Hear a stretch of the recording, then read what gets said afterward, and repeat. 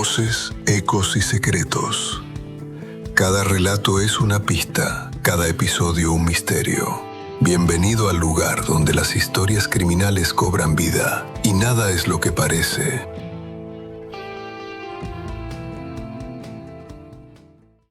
El error no se notó en una sirena ni en un frenazo, sino en una costumbre.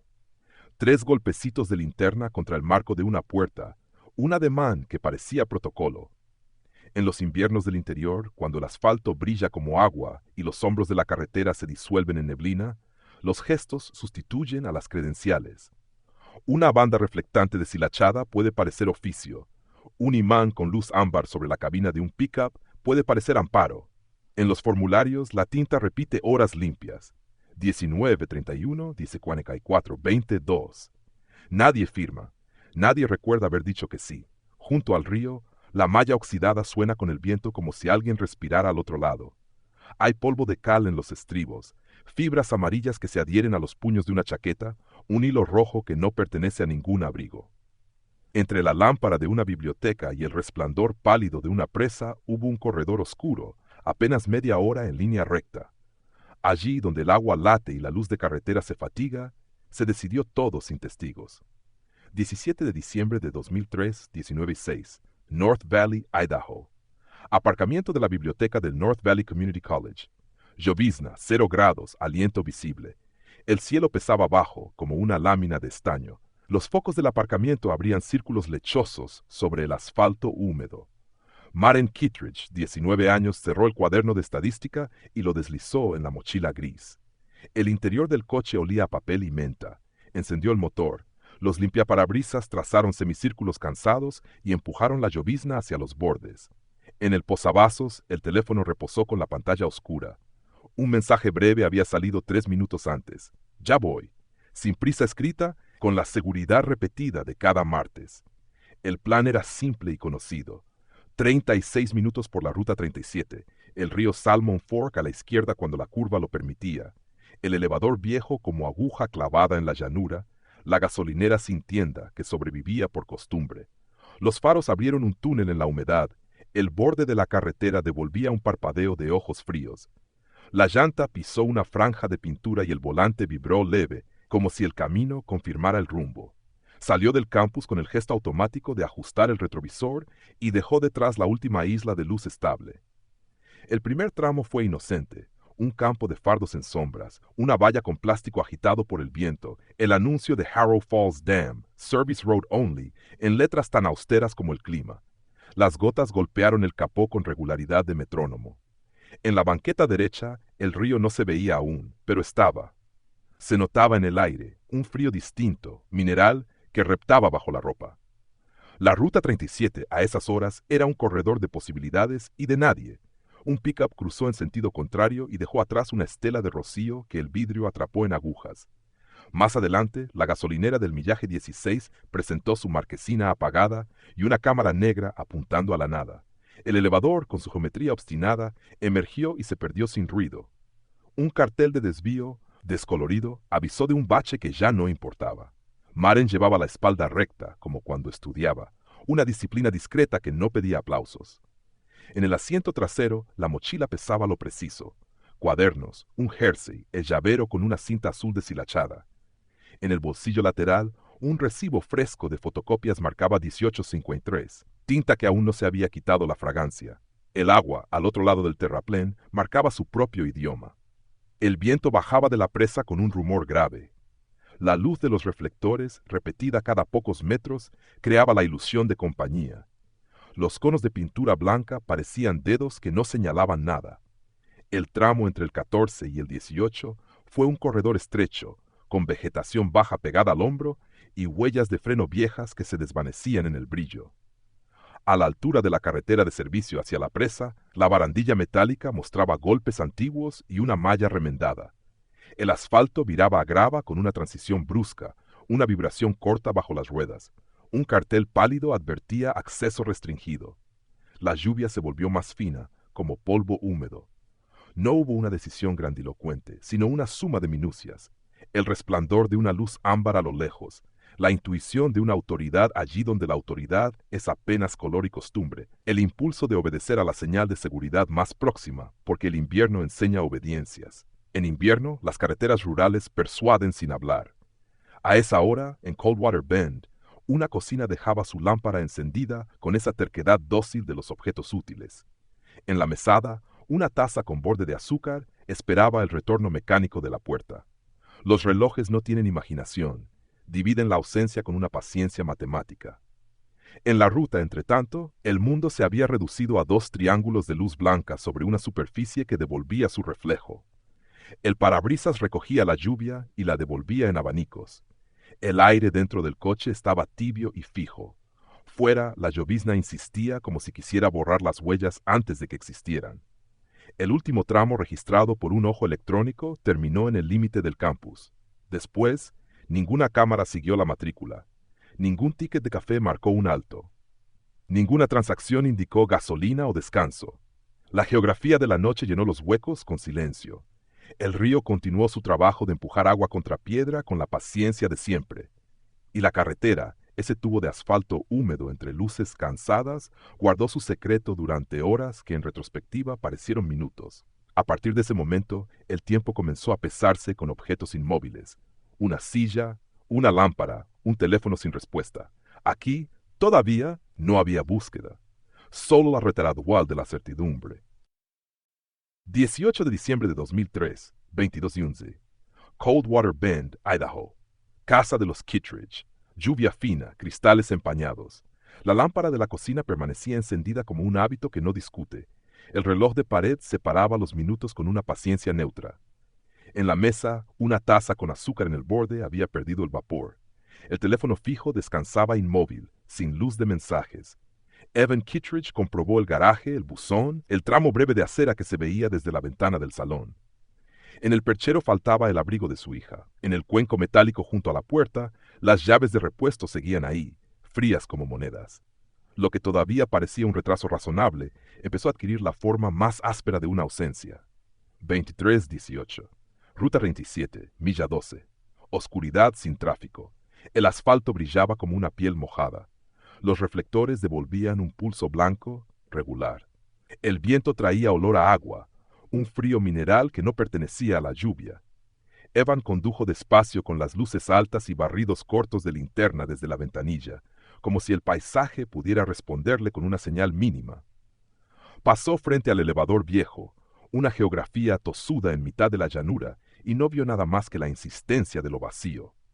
Tomó nota mental de cada punto conocido, como si enumerarlos fuera un modo de hacerlos responsables. Ruta 37, entre las millas 14 y 18. Inicio del recorrido inverso. La gasolinera del 16 estaba cerrada, la marquesina negra, el suelo brillante, la cámara apuntando a un mundo sin movimiento. Las huellas de frenado de semanas anteriores se volvían sombras blandas bajo el agua. A esas horas el valle parecía vacío de voces, pero no de ruido. La presa enviaba un bramido grave que se mezclaba con el silbido de la llovizna contra la chapa. Evan detuvo el coche en el arcén y activó los intermitentes. Dejó un papel con un número bajo el limpiaparabrisas por si alguien, en su misma lógica de rastreo, pasaba después. La lluvia empastaba ese gesto, pero lo dejaba en su sitio, como se deja una piedra en una bifurcación. Llamada al despacho del sheriff del condado de Lark. Registro de persona ausente. La operadora pidió datos fijos: nombre, edad, ropa, coche, destino. La voz de Evan sostuvo el inventario con disciplina. El temblor solo se percibió cuando pronunció la hora del último mensaje. En la emisora, una patrulla del turno de noche recibió el aviso. La lluvia golpeaba la carrocería con una constancia que borraba cualquier conversación. Un registro digital generó un número, y con ese número la ausencia aceptó su sitio en el sistema. Ruta 37. Acceso a la carretera de servicio de Harrow Falls Dam. La barandilla metálica mostraba golpes antiguos.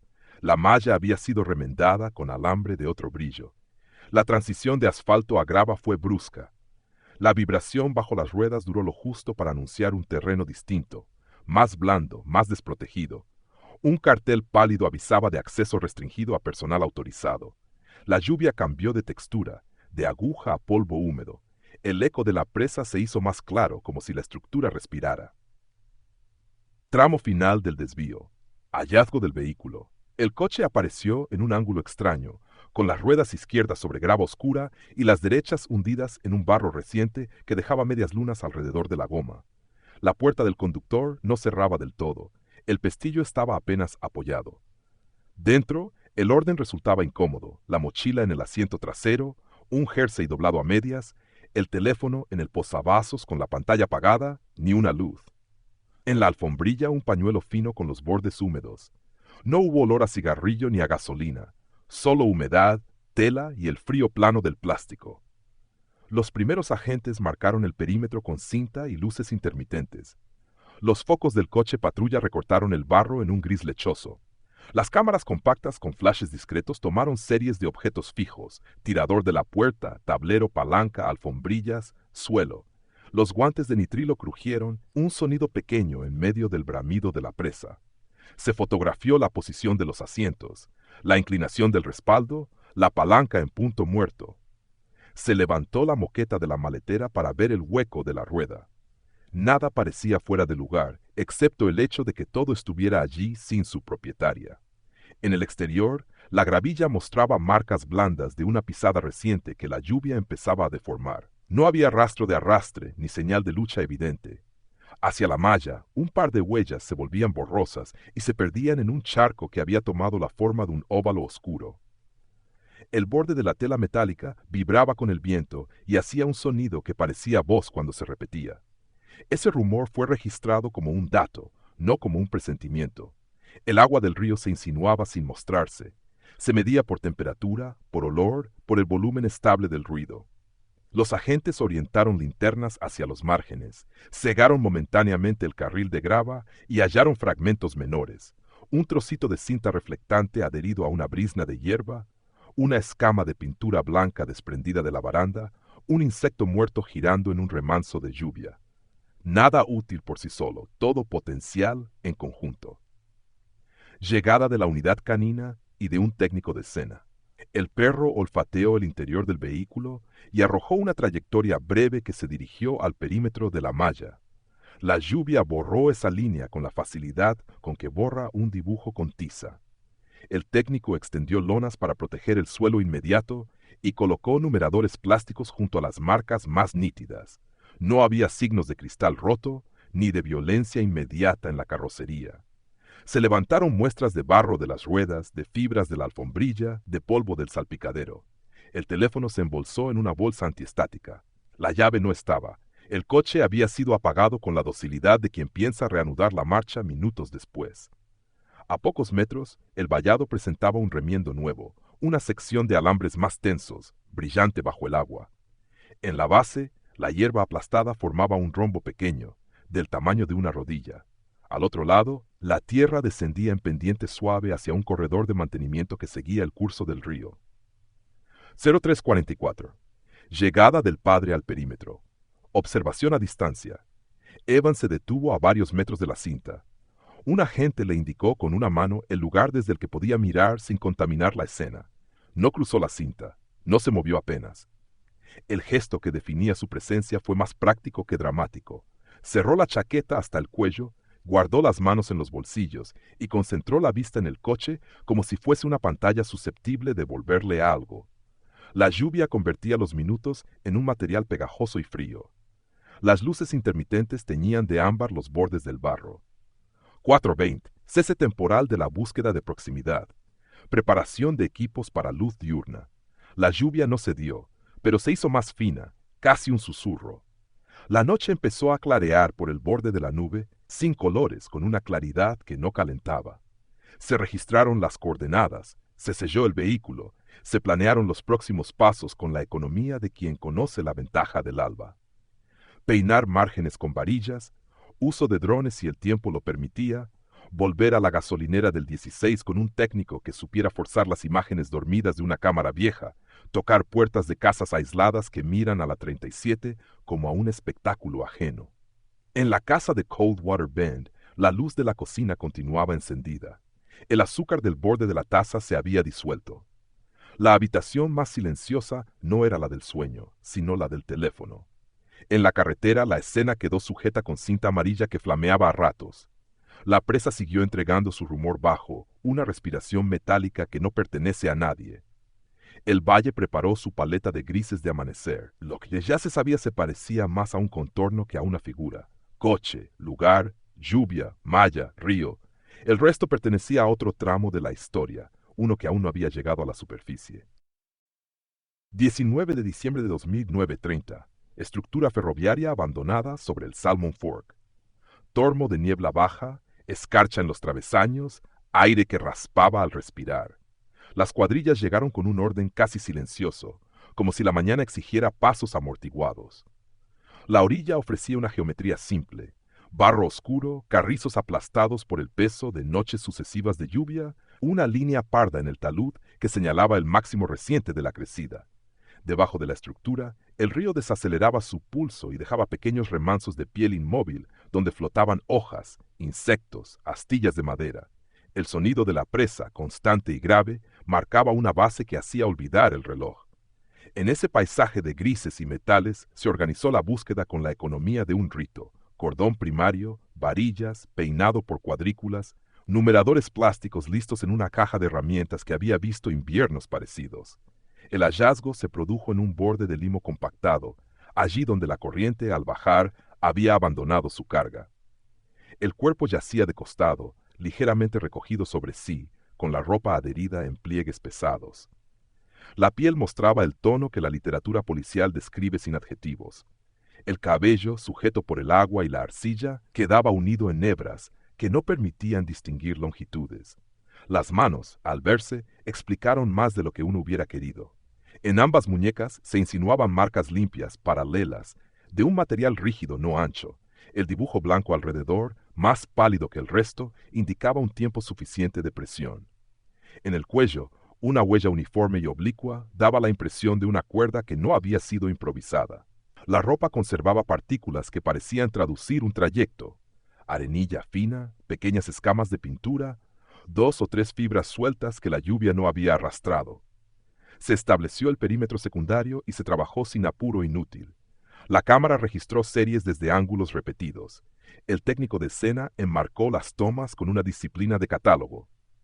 En la fotografía, la escarcha de los hierros hacía un brillo apagado que, visto de lejos, podría confundirse con cristales de sal. Las botas de los rescatistas se hundían 1 centímetro y dejaban una huella blanda que había que rodear al volver. Un agente, con guantes, tocó apenas la chaqueta para liberar una manga trabada bajo el peso. Al hacerlo, aparecieron en la costura lateral 2 filamentos cortísimos de un amarillo intenso, atrapados como un pelo se atrapa en un botón. Más abajo, en el borde inferior del pantalón, un hilo rojo, más rígido, quedó detenido en una rebaba. No se interpretó allí nada, solo se señaló, se fotografió, se anotó. El río devolvía un olor austero, mineral, que cambiaba cuando la brisa venía de la presa y traía consigo un matiz metálico. Ese olor se quedaba en la tela del abrigo y en la lana del gorro, y horas después sobrevivía en el coche, en la funda de una linterna, en la bolsa de evidencias. Una cinta métrica midió los puntos de referencia en el terreno. La línea de crecida quedaba a la altura de un muslo, el cuerpo a 1 palmo por debajo. En el barro cercano, la superficie se presentaba lisa, sin rastro largo de arrastre. A poca distancia, la vegetación mostraba un aplastamiento reciente con forma de triángulo, como si alguien hubiera apoyado una rodilla para inclinarse. En la base de una viga, un rastro de polvo claro se adhirió a un guante. En la fotografía resultó de un blanco sucio que más tarde en laboratorio se nombraría con precisión. Por el momento era un depósito sin apellido. La extracción fue metódica. Una lona se extendió para evitar que el barro de abajo completara su trabajo de borrar. La camilla sobrevivió al equilibrio delicado de la orilla y a la inclinación mínima hacia el agua, una pendiente que engañaba por suave. El cuerpo asegurado pareció perder peso en el aire frío, como si el río terminara de soltarlo. La rigidez estaba avanzada y habló por sí sola al trasladarlo. Un agente tomó una fotografía última de los alrededores con una óptica más abierta. La estructura, el color del agua, la posición de los numeradores, el ángulo del sol que no calentaba. En el parte preliminar, el técnico consignó lo visible, evitó palabras que contaminaran el después. La causa, en ese instante, no quiso nombre. Solo aceptó su camino hacia una sala con luz blanca y metal pulido. El inventario de objetos fue breve y severo. En un bolsillo interior, el recibo de fotocopias con hora legible, tinta aún firme. En otro, una llave sin llavero, con marcas finas de uso en la cabeza. En la muñeca izquierda, una línea donde antes hubo reloj o goma. En la suela, un polvo blanquecino que no correspondía al talud de ese margen del río. La ropa, embebida, pesaba como si llevara dentro parte del cauce. No había cartera ni señales de haber querido despojarse de nada. Lo que estaba, estaba por rutina. Lo que faltaba, faltaba por una decisión ajena. Un grupo pequeño de voluntarios, apartado por la cinta, aguardó sin moverse. Tenían los rostros rosados por el frío y la respiración breve, como si un acuerdo tácito les hubiese indicado ahorrar gestos. Más lejos, en el camino de acceso, una camioneta municipal protegía el lugar con una presencia humilde, luces apagadas, motor encendido para alimentar una resistencia que no se notaba. Un cuaderno en el capó reunía nombres y horas. Las entradas eran sobrias. Al lado, el trazo fino de una firma parecía pedir disculpas por ocupar espacio. A media mañana, el sol rechazó un poco la niebla y dio un color lechoso al agua. La escena no mejoró ni empeoró, solo se hizo más nítida. En esa claridad sin gloria, los oficiales recogieron los últimos numeradores y limpiaron con botas la gravilla para eliminar trampas visuales. Se mantuvo el cordón hasta que el transporte cruzó el puente de regreso al pueblo. A esa hora, en la casa de los Kittredge, la lámpara de la cocina seguía encendida y el azúcar había desaparecido del borde de la taza. El teléfono no mostró luces nuevas. La noticia no viajó en voz, sino en movimientos. Coches que se apartaban, manos que se guardaban en los bolsillos, una silla que se desplazaba un poco sin hacer ruido. Más tarde, cuando se revisaron las fotografías, un detalle mínimo se volvió insistente. En la costura donde quedaron atrapadas las fibras, el barro había secado en un relieve distinto, como si algo rígido hubiese rozado la tela antes de la caída al agua. Ese tipo de minucias, en el sistema, suelen encontrar su sitio días después. Por entonces, el pueblo ya hablaba del río como si hubiera tomado una decisión. La prosa de la investigación, sin embargo, evitó darle voluntad. El agua, en su constancia, solo había hecho lo que hace: empujar, soltar, dejar marcas que alguien con paciencia de catálogo debía aprender a leer. La crónica de ese día terminó donde empezaron otras operaciones más calladas. En el laboratorio, bajo una luz que no imita a ninguna mañana, se separaron fibras, se midieron diámetros, se guardaron trozos de barro en recipientes con letras negras. En un estante, la bolsa con la ropa esperó su turno, pesada aún. En el pasillo, un abrigo goteó sobre una bandeja de plástico. Y en la orilla, al retirarse la última cinta, el viento devolvió a la malla su sonido de hoja vieja, ese roce persistente que en ausencia de voces hace de murmullo del valle. 20 o 27 de diciembre de 2003. Cuarto de evidencias del sheriff del condado de Lark, laboratorio forense provincial, almacén de objetos incautados, calefacción irregular, olor persistente a papel húmedo, guantes de nitrilo y desinfectante. La investigación avanzó por acumulación minuciosa. Primero entraron los objetos que ya se conocían: el coche asegurado con precintos, la ropa en bolsas marcadas con rotulador negro, pequeñas cápsulas con barro de rueda y de orilla, hisopos tomados del volante y de la palanca, fragmentos de vegetación adheridos a las costuras. Cada pieza recibió un número que la separó del resto y, al mismo tiempo, la ató a un itinerario común. En el formulario de cadena de custodia, las firmas se fueron sucediendo con caligrafías austeras. El frío de la nave hacía que la tinta tardara una fracción de segundo en secar. En la mesa metálica, la chaqueta de la víctima dejó un charco que no era ya agua de río, sino líquido doméstico de una sala tibia. Bajo una lupa con luz oblicua, la costura lateral reveló dos filamentos de un amarillo nervioso, cortísimos, que habían sobrevivido a la corriente. El microscopio polarizante mostró una sección triangular y un brillo interno que delataba polímero con agente reflectante. La espectroscopía infrarroja los alineó con una firma conocida en bandas de seguridad y tiras de alta visibilidad de uso vial. La nota técnica no utilizó adjetivos. Dijo coincidencia de patrón, de espesor y de fabricación probable. En otro borde, un hilo rojo, más rígido, parecía haber sido arrancado por un roce con rebaba. La comparación preliminar lo acercó a un tejido sintético de forrería industrial, de esos que se esconden en el interior de pantalones de trabajo y no aparecen a simple vista. De los zapatos se recuperó un polvo blanquecino que no correspondía al talud donde apareció el cuerpo. Tamizado y sometido a difracción, devolvió una mezcla de carbonato cálcico con una fracción de aluminosilicato envejecido.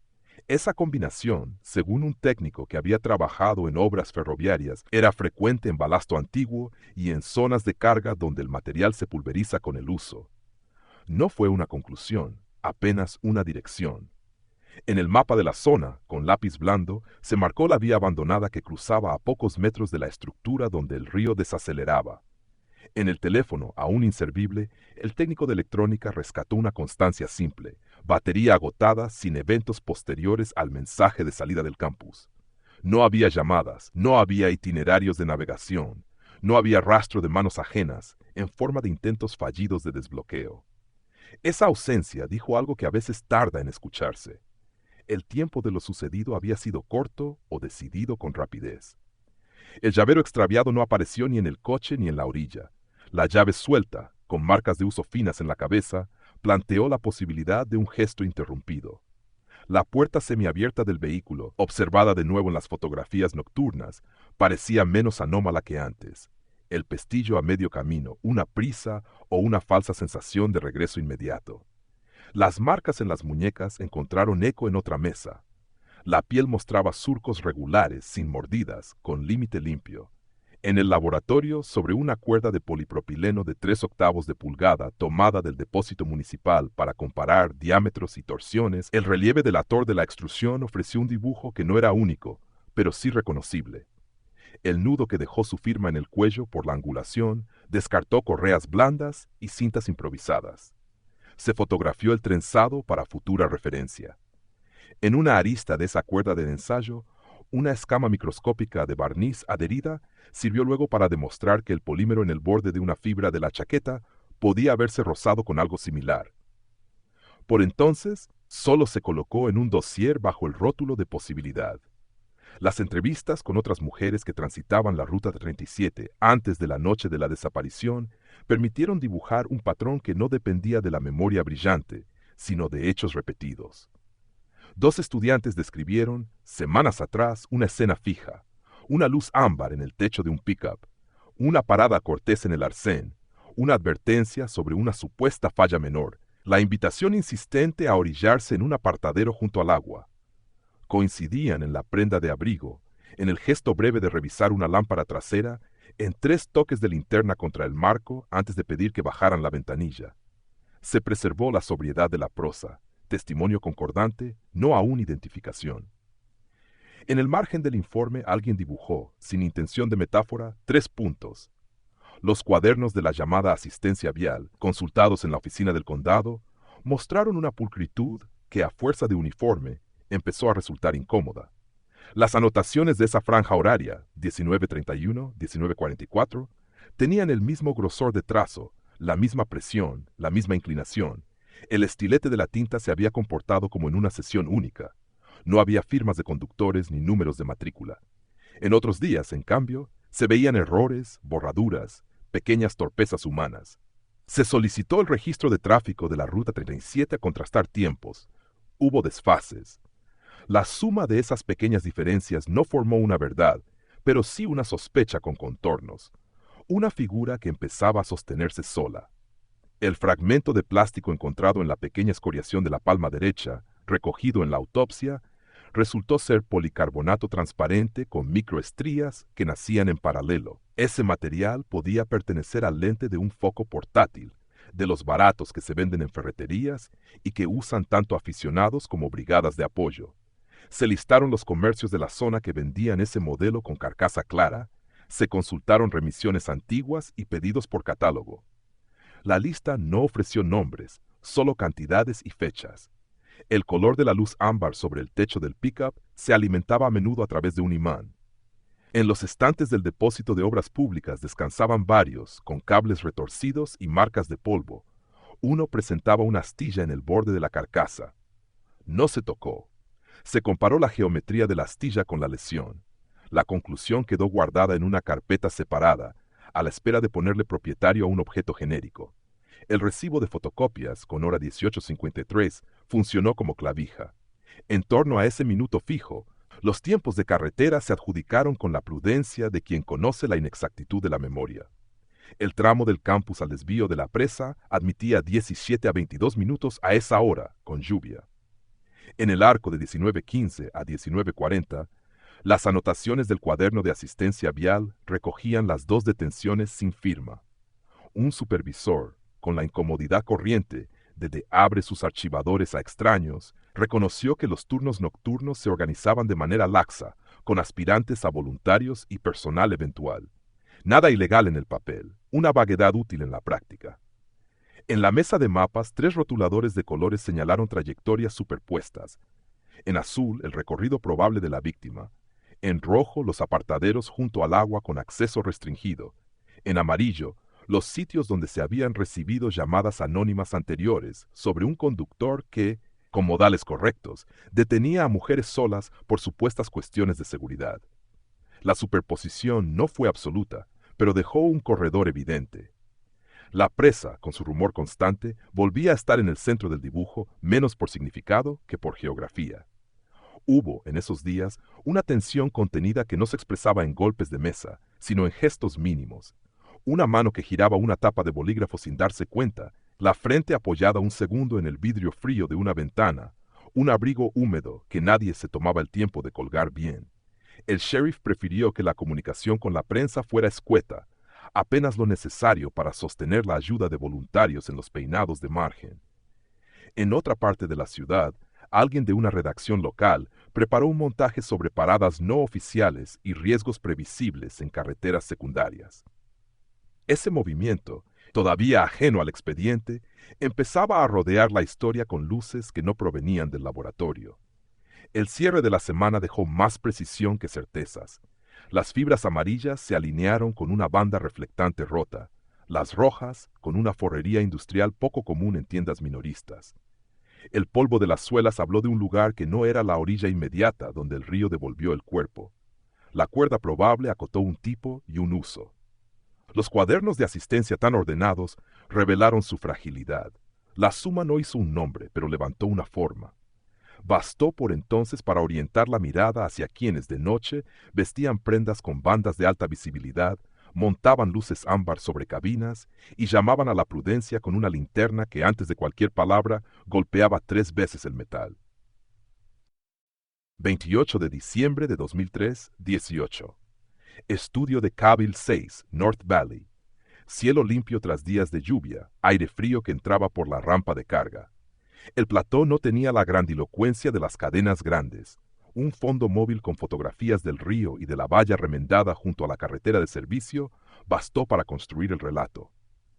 En la mesa de edición, el productor había encadenado planos de la Ruta 37, con imágenes del apartadero donde apareció el coche.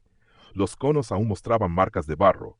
La cinta amarilla ya retirada dejaba un borde más pálido en la grava. La voz en off sobria evitó hipótesis y recorrió datos ya conocidos. Hora del último recibo, hallazgo, trazado del peinado. En medio de ese montaje apareció un rostro nuevo, no por fama, sino por oportunidad. Un hombre de 30 y tantos, abrigo beige con banda reflectante, una luz ámbar portátil descansando sobre el techo de su pickup. Se presentó como coordinador de apoyo vial voluntario, una figura tolerada en condados donde el presupuesto se estira con remiendos.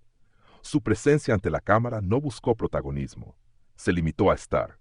Las manos, sin embargo, contaban otra cosa. En los nudillos de la derecha asomaba una erosión reciente. En el borde de la banda reflectante se apreciaba un corte irregular del que se desprendían, a contraluz, fibras minúsculas. La cámara, en un movimiento breve, las atrapó sin saber si importaban. El estudio olía a café recalentado y cable caliente. Las pantallas de retorno devolvían el plató con un segundo de retardo. En la redacción contigua, un reloj digital marcó las 18 y el piloto rojo del directo se encendió con su discreta autoridad. En los salones de las casas, el sonido de la presa y la malla vibrando al viento entró mezclado con la música tímida del noticiero.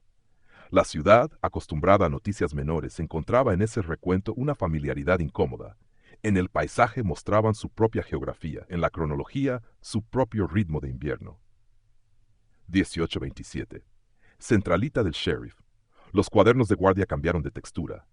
8 llamadas en 27 minutos. Mujeres de diferentes barrios y de 2 pueblos cercanos describieron una escena que, por repetida, había dejado de parecer excepcional. Luz ámbar imantada sobre la cabina de una camioneta clara. Advertencia sobre una falla menor. Invitación persistente a orillarse en un apartadero junto al agua. Gesto breve de golpear con una linterna el marco de la puerta antes de pedir que bajaran la ventanilla. La prosa del registro evitó adjetivos. Reprodujo horarios, intersecciones, rasgos constantes. A las 19:10, el contador ya marcaba 21 entradas. El tono de las voces permaneció contenido, como si nombrar lo recordado con demasiada fuerza le restara credibilidad. En la planta baja de la emisora, el aire frío que entraba por la rampa hizo que el café se enfriara rápido. Un asistente acercó un trípode al aparcamiento para una toma de continuidad. Plano del asfalto aún oscuro por la humedad, luces de freno rebotando en charcos poco profundos. Allí, a unos metros, la camioneta del hombre del abrigo beige seguía aparcada con un orden casi didáctico. Morro hacia el muro, ruedas rectas, la base imantada de la luz ámbar con marcas finas de raspado, los peldaños con polvo claro que no era tierra de jardín, sino cal que se acumula en escalones de obra. En el asiento trasero, dentro de una bolsa transparente, descansaba un tramo de cuerda trenzada, nuevo o poco usado, el plástico empañado por la diferencia de temperatura. Nada de eso era por sí solo un delito. Todo eso reunido construía una personalidad de hábitos. El programa terminó sin exclamaciones. En la escaleta, la historia ocupaba 8 minutos exactos. El presentador guardó los papeles en una carpeta y el técnico apagó el piloto rojo. La ciudad, entretanto, había empezado a responder con una coreografía que los expedientes conocen bien. Quien reconoce un gesto llama, quien duda anota un nombre en un papel y lo guarda hasta que la duda se vuelve molestia. En la oficina del sheriff, el agente de guardia apoyó la frente un segundo sobre el cristal de la ventanilla que da al pasillo. El frío del vidrio parecía ordenar los pensamientos. 19:40. El sheriff solicitó que se cruzaran los relatos con informes antiguos de llamadas anónimas. La superposición de fechas no fue perfecta, pero dejó un corredor de coincidencias junto a la presa y sus accesos. A esa hora, la luz estaba cayendo en la ciudad y el asfalto adquiría ese brillo que nivela bordes y líneas. No hubo redadas ni carreras. Hubo, en cambio, un llamado telefónico de procedimiento, verificación de datos de voluntariado, cruce de turnos y nombres, inventario de vehículos con dispositivos imantados registrados en el depósito público. La palabra sospechoso no apareció en ningún papel. Se habló de persona de interés con una pulcritud que evita contaminar un expediente que aún no llega a ese punto. 29 de diciembre, 11:40. Aparcamiento de Cavill 6. El equipo preparaba un segmento de seguimiento con testimonios, flores y cintas en la valla. El hombre del abrigo beige llegó antes de que las cámaras se encendieran y ordenó el tráfico improvisado con conos naranjas sacados del cajón de su pick-up. En su rostro, el frío marcaba un rojo puntual en la punta de la nariz. La manga derecha mostró, al elevar el brazo, el mismo borde reflectante con un corte reciente. Se inclinó para mover un cono y una nube fina de polvo claro se desprendió del peldaño. A 1 metro de distancia, el objetivo de una cámara, más atento a la luz que al contenido, recogió esas pequeñas señales sin atreverse a nombrarlas. El equipo de la redacción siguió con su guión. El aparcamiento olía a gasolina y a neumático húmedo. El giro de la historia no se produjo en una mesa de laboratorio, sino sobre el asfalto de un canal local, a mitad de mañana, en un escenario sin solemnidad. Cuando los agentes llegaron, no hubo público que aplaudiera ni voces que alzaran el tono. Se acercaron con la sobriedad de quien conoce la diferencia entre la exposición y el procedimiento. La escena de improviso adquirió la precisión de una fotografía de manual. Trípodes, cables, un borde de sombra bajo la cornisa, el color anaranjado de los conos, el abrigo beige con su banda reflectante ligeramente deshilachada, la luz ámbar reposando sin encender sobre el techo de la camioneta. La decisión se tomó con calma, sin gestos teatrales, y dejó una imagen que, al difundirse más tarde, resultó incómoda por lo doméstica. esposas colocadas a pocos pasos de una puerta de servicio, detrás de un set que aún tenía pegado un mapa del valle. En el expediente, ese momento quedó registrado en 7 líneas: hora, lugar, condición de la persona, objetos a la vista, motivo de la intervención.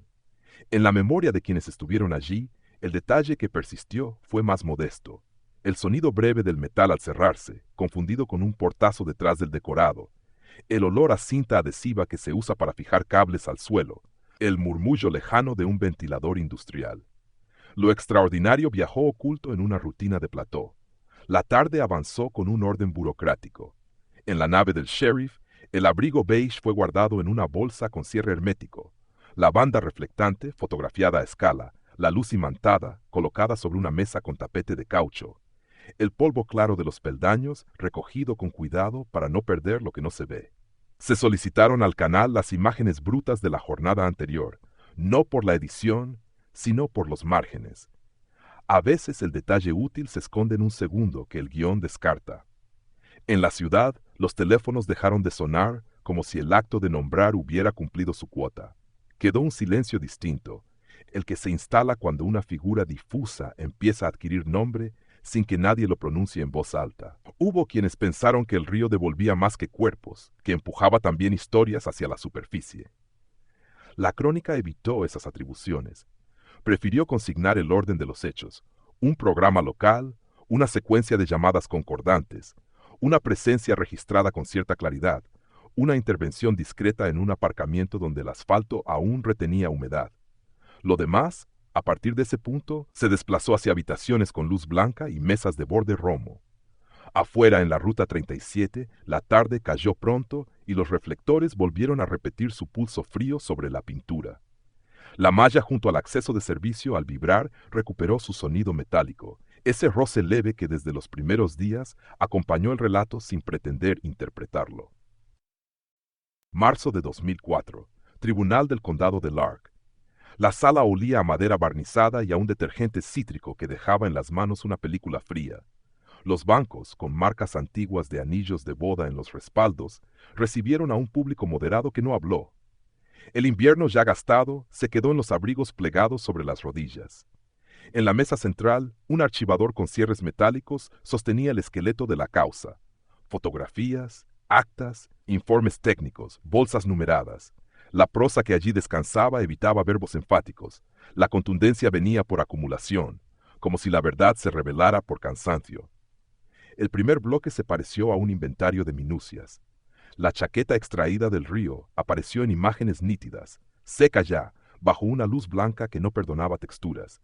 En la costura lateral, 2 filamentos amarillos quedaron señalados con un marcador fino. La magnificación mostró sección, brillo interno, firma de un polímero con agente reflectante. El laboratorio comparó esos rasgos con una banda de alta visibilidad recuperada de un abrigo beige incautado semanas después. Coincidieron el grosor, la disposición del tejido, la huella de fabricación. No hubo frase certeza absoluta, solo curvas y espectros que se superponían con disciplina. En el borde del pantalón, el hilo rojo ofreció otra coincidencia con la forrería rígida de un pantalón de trabajo de uso restringido. Su presencia en la prenda de la víctima, atrapada en una rebaba, resultó difícil de explicar como azar. Las suelas contaron un trayecto distinto. El polvo blanquecino, tamizado y enviado a difracción, devolvió un patrón de carbonato cálcico y aluminosilicato envejecido, mezcla frecuente en balasto antiguo. El mapa de la zona, proyectado a un lado de la sala, enseñó la proximidad de la vía abandonada junto a la estructura donde el río desaceleró. El perito habló con la sobriedad de quien ha pasado años describiendo piedras. Sus manos, grandes, evitaron el aire y se quedaron quietas sobre el borde de la mesa.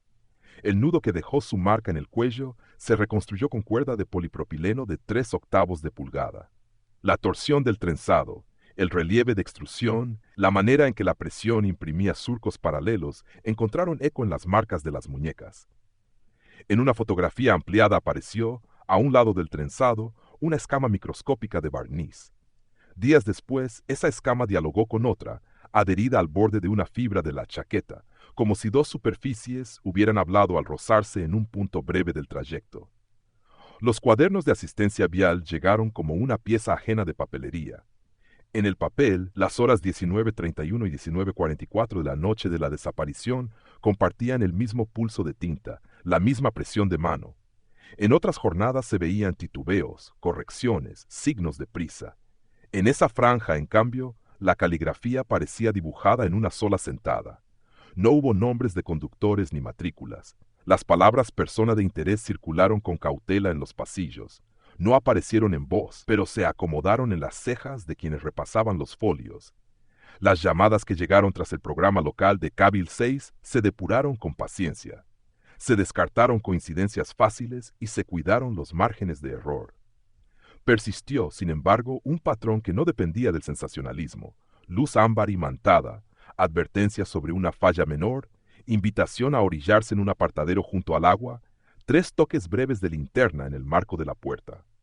La repetición, en contextos distintos, armó una secuencia que la sala recibió sin gesto visible. En los bancos del público, algunas manos sostuvieron bolígrafos sin escribir. Cuando el abrigo beige entró en escena, lo hizo a través de fotografías de cadena de custodia: bolsa cerrada, etiqueta con hora, superficie de caucho. La banda reflectante, con un corte irregular en el borde, mostró fibras sueltas como pelos atrapados en un botón. El polvo claro adherido al peldaño del pickup se guardó en cápsulas y devolvió la misma cal envejecida que se había encontrado en la suela. La luz imantada, con un golpe diminuto en la carcasa, se midió con regla y se comparó con microestrías del policarbonato que había quedado en la pequeña escoriación de la palma derecha de la víctima.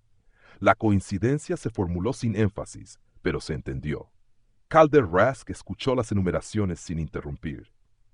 El rostro, de un rojo sobrio en la punta de la nariz por el frío de pasillos mal calefactados, mantuvo una serenidad funcional.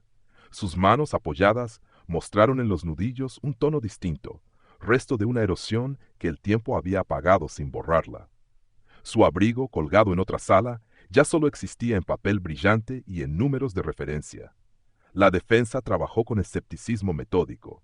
Señaló la posibilidad de arrastres, la promiscuidad de fibras en ambientes húmedos, la capacidad del río para mezclar mundos que no se tocan en tierra. Recordó que las luces ámbar se venden en cualquier ferretería y que la banda reflectante es un idioma común en la noche. Su estrategia consistió en separar lo reunido, devolver cada pieza a su soledad. La narrativa forense, en respuesta, rehusó dramatizar y regresó a su prosa. No un objeto, sino el conjunto. No un gesto, sino su repetición. No una coincidencia, sino su acumulación. En un receso, el pasillo devolvió escenas discretas. Un técnico secó con una toalla de papel el borde de su abrigo, donde aún quedaba la humedad de una mañana ventosa. Un agente sacó del bolsillo una moneda y la giró 2 veces antes de guardarla. Las puertas se cerraron con un golpe que resonó breve. En una mesa auxiliar, la caja de pañuelos quedó abierta, sin uso. Los juicios en condados pequeños conservan esa economía de gestos que vuelve visibles los objetos. El veredicto llegó sin aspavientos a comienzos de julio. La lectura ocupó menos tiempo del previsto y dejó en el aire el zumbido suave del sistema de ventilación. La sentencia, al pronunciarse, pareció menos sonora que el clic de una cámara al cambiar de modo. Cadena perpetua, sin opción de libertad condicional. En las actas, 7 líneas precisas. En la memoria de la sala, un detalle más humilde: el olor a barniz que subió cuando alguien, al levantarse, rozó el banco con el cinturón. Afuera, el verano había tomado posesión de la Ruta 37. El asfalto devolvía un calor plano y los reflectores, de día, parecían ojos apagados. En la presa, el rumor siguió como si no conociera historias. En la casa de los Kittredge, la lámpara de la cocina dejó de encenderse de madrugada y el azúcar volvió a quedarse en el frasco. La ciudad ajustó su rutina. En el cuartel, el abrigo beige, ya sin dueños, se archivó en un estante de metal. La bolsa se arrugó por el peso de su propio silencio. Lo demás se desplazó hacia lugares menos visibles: un jardín junto al agua que aún no tenía forma, un banco bajo, una placa discreta, gestos que pertenecen a los que permanecen. La crónica, fiel a su ritmo, pasó la página con cuidado, sin fingir cierre. El río al fondo sostuvo su idioma de siempre, un murmullo que no juzga y que sin quererlo guarda. Diciembre de 2004. La luz se encogía temprano sobre la carretera de servicio.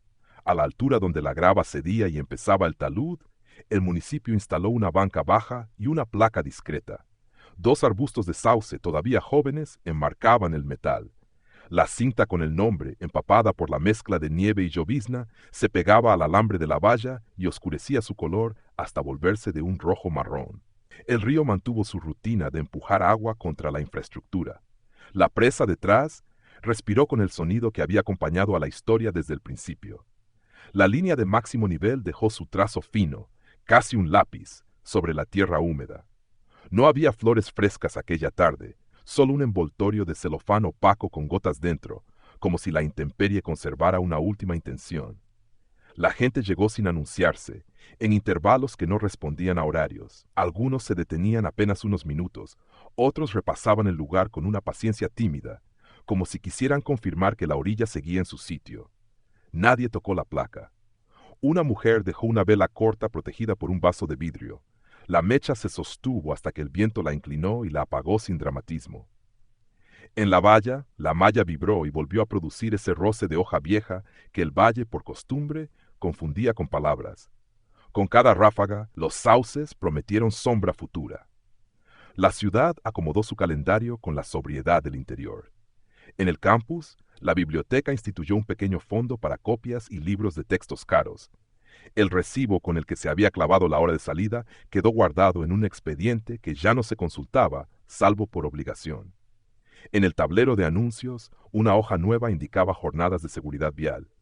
Recordaba que ninguna luz ámbar, sin identificación visible y autorización, estaba habilitada para ordenar una detención. Añadía, sin alardes, que 3 golpes con una linterna no eran un protocolo reconocido. El lenguaje, escueto, evitaba nombres. En la Ruta 37, el condado reemplazó señales viejas y colocó 2 postes de llamada de emergencia en tramos sin cobertura. El presupuesto no alcanzó para más. Las patrullas aumentaron su presencia al atardecer, cuando las luces artificiales se volvían iguales entre sí y el agua, al otro lado del terraplén, imponía su frío particular. Los voluntarios, todavía necesarios en un sistema que estira sus límites, recibieron credenciales con un número estampado en grande y una prenda de alta visibilidad con cintas cosidas sin remiendos. Nadie mencionó abrigos beige en singular. Se habló, con la elegancia áspera de las circulares, de procedimientos obligatorios y de la prohibición de apartar a conductores hacia accesos cerrados. La redacción de Cal 6 archivó el material bruto de aquel invierno en cajas grises con rótulos simples. En una cinta, el aparcamiento donde la historia giró conservó la banalidad de cualquier lunes. Cables pegados al suelo con cinta, la marca de un trípode, un rectángulo más brillante en el asfalto. El magneto de la luz ámbar, incautado y referenciado con números que no dicen nada fuera de su sistema, se guardó sobre una mesa de caucho en la nave del sheriff. Su borde con una astilla milimétrica coincidió, tiempo después, con una microestría del policarbonato recuperado de una lesión en la palma. Esa clase de verdades que no admiten espectáculo quedaron inscritas en actas con letras pequeñas. En el tribunal, los recursos de rutina siguieron el camino previsto. Los plazos corrieron como corren en la administración, sin prisa hacia ninguna parte visible. Las carpetas viajaron entre oficinas con el peso propio de sus anillas metálicas. Un verano más tarde, una resolución breve confirmó la condena. La sala, vacía aquella mañana, olía de nuevo a barniz y a ventilación. Nadie repitió la crónica, bastó con la firma. Evan Kittredge volvió al lugar de cuando en cuando. No había una fecha que se impusiera como ritual. Aparcaba a cierta distancia, como si respetara una frontera no escrita, y permanecía de pie junto a la baranda. No fumaba, no hablaba, no limpiaba la placa. Se limitaba a dejar que el frío hiciera su trabajo en las manos. A veces, en el asiento del acompañante, llevaba una bolsa de papel con pan de la tienda del centro. Regresaba con ella intacta. En su cocina, el azúcar dejó de pegarse a los bordes de la taza. La lámpara ya no se encendía de madrugada. Los objetos recuperaron su uso y perdieron su teatralidad. Hubo un aprendizaje menor en los gestos cotidianos. Mujeres que conducían solas ajustaron el retrovisor con un cuidado distinto, no por paranoia, sino por método. Algunos camioneros redujeron un punto su velocidad al cruzar el tramo de la presa y encendieron antes las luces de cruce cuando la niebla bajaba. En los talleres, los mecánicos explicaron con más insistencia la diferencia entre una lámpara trasera realmente defectuosa y un parpadeo propio del frío. El valle absorbió esas costumbres sin proclamarlas. En el laboratorio, las bolsas de evidencias perdieron humedad y se arrugaron. La cuerda de polipropileno, envuelta en plástico, se volvió más áspera al tacto con el paso del aire. Los técnicos, que ya trabajaban en otros casos, colocaron aquella causa en la estantería media, donde quedan los expedientes cerrados que aún enseñan algo. Se habló de ella en términos de catálogo: la utilidad de las microfibras, la terquedad de los cuadernos demasiado limpios, la prudencia para no leer voluntad en el río. La ciencia tiene su propia piedad. Consiste en no exagerar. El valle no se convirtió en un lugar distinto. La Ruta 37 siguió siendo un corredor de salida y regreso, con sus baches reparados y sus baches nuevos. La luz de los reflectores repitió el pulso blanco que acompaña a quien vuelve tarde. En primavera, los sauces de la orilla crecieron lo justo para que su sombra empezara a marcar la placa a media tarde. Las cintas que la gente ató a la malla perdieron color y se rompieron en hebras que el viento llevó al agua. Ese tránsito, tan práctico como brutal, cerró la temporada de visitas más visibles. A veces el relato regresó en forma de indicación técnica. Un capitán joven, que no había estado en los días de la búsqueda, enseñó la causa a reclutas nuevos como si fuera una pieza didáctica. El valor de mirar el borde de las cosas, la geometría de un apartadero, la coherencia entre un polvo de suela y un perfil de vía en desuso. Nadie se detuvo en los nombres. No hacía falta. Una historia reciente, cuando se cuenta sin adornos, deja suficiente dibujo. En el barrio de Casas Bajas, la vida encontró su continuidad doméstica. Las luces de porche encendidas antes de las 5, las alfombras sacudidas en silencio, la rueda de bicicleta quedándose a mitad de la acera en un invierno menos duro que el anterior. En la tienda, la dueña volvió a colocar chicles cerca de la caja y pequeños carteles manuscritos con promociones de café. El noticiero de Cable 6 recuperó su rutina de granja y torneo escolar. Al fondo, la presa siguió marcando una banda sonora que no pedía crédito. El río, en su idioma constante, no ofreció respuestas. Hizo como siempre lo que tenía que hacer: bajar, arrastrar, soltar, dibujar con una línea de barro el recuerdo de su altura. Lo que la ciudad aprendió de él no fue grande ni heroico. Fue más bien una forma de atención, un modo de mirar los bordes, de escuchar los ruidos que no pertenecen a nadie, de distinguir entre autoridad y hábito. En la banca a veces quedaban marcas de ropa mojada. No eran símbolos. Eran cuerpos que se sentaron un rato y se fueron antes de que anocheciera. En el papel, la crónica terminó con un punto. En el lugar, el cierre fue una respiración. El viento corrió por la malla e hizo su sonido de hoja vieja. El agua golpeó la base de la estructura y retrocedió 1 centímetro, lo justo para dejar una marca clara. La tarde se inclinó y devolvió a la placa un brillo breve. Después, la luz se apagó sin espectáculo, como lo hace cada día en ese valle donde los hechos, incluso los más duros, acaban por aprender a convivir con la rutina. Gracias por ver. Si te gustó esta historia, suscríbete al canal. Te esperan muchas historias interesantes y sorprendentes. Hasta pronto.